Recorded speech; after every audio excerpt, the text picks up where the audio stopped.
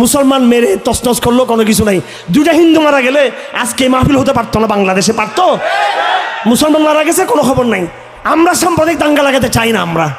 আর জেনে রাখো, এই দেশের হিন্দুদেরকে বলে দিচ্ছি এবং সাথে সাথে এই দেশের সরকারকে জানিয়ে দিচ্ছি, সেটা হলো আমরা কোনোদিন এই দেশের নিরীহ হিন্দুদেরকে আমরা হিসাব আনি না। আমরা কোনোদিনও হিসাব আনার দরকার নাই। আমরা জানি তাদের পিছনে কারা রয়েছে, আমাদের জানা আছে আমাদের।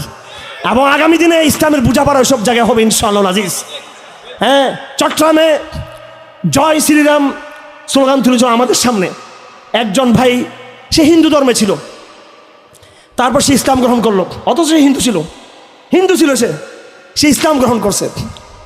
চট্টগ্রামের একটা মেয়ে, সে হিন্দু ছিল, সেও ইসলাম গ্রহণ করলো। তাহলে দেখেন, দুজন কিন্তু হিন্দু ছিল, দুজন কিন্তু কি ছিল?